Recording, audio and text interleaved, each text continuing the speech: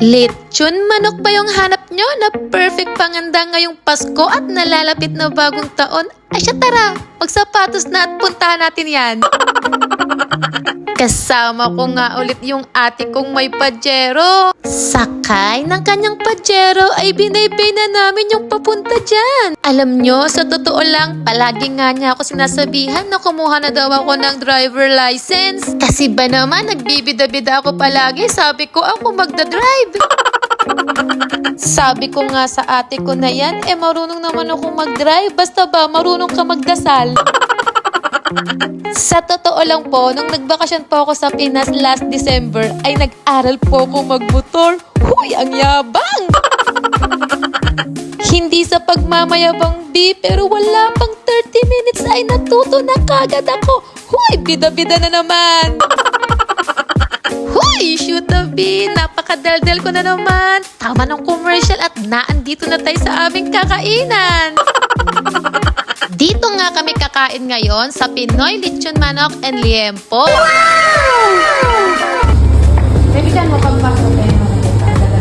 Sabi ko nga sa ate ko, ay videohan nga kasi pagpasok ang ganda ng ambience, damang-dama ang Pasko. Dito nga, B, ay may nakita pa akong napakasarap inumin sa ref.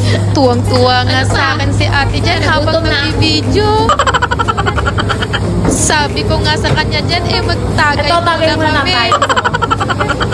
Dito nga, B, ay 350 lang ang lechon manok at liempo. Pero kung natamad po kayo lumabas dahil po malamig ngayon, ay pwede po kayong umorder sa kanila. Isang buong lechon manok nga po pala yung in-order namin for only 350 lang. O diba? Apakasulit! Feeling ko sa laki ng chicken na yan, perfect yan sa 8 katao. Huy! Pala desisyon!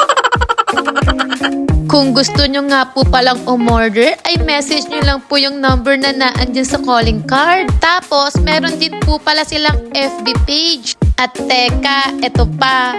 Pag madami daw kayong in-order, meron daw kayong discount. O diba? Sang ka pa?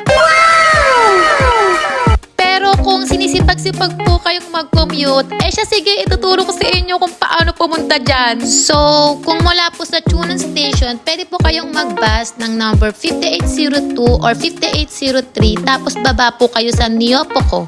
Tapos, kung wala naman po kayo sa Tofen, ay sakay lang po kayo ng bus 5801 or 5807. Kung galing naman po kayo sa Sinchu, lahat po ng bus na yan ay dadaan po doon. Ay siya, patatagalin pa ba natin to? Ditikman na natin yung in-order naming lechon manok. Sinawsaw ko nga yan sa toyo na may sili para naman may konting kagat ng anghang. Apakasarap nga ng lechon manok nila dyan. Perfect sa sasawan kung may sili.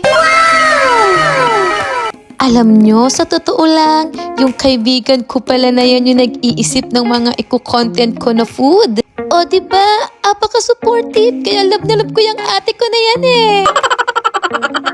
Habang nakain nga kami, ay bigla akong naalala na napaka-perfect talaga niya sa Gin Bilog B. Pang-pulutan talaga siya, promise. Huy, shoot na kapi, apaka-OA mo na naman.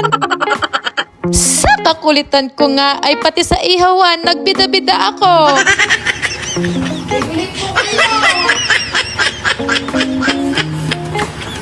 Huy, shoot na kabi, ang ligalig ko na naman.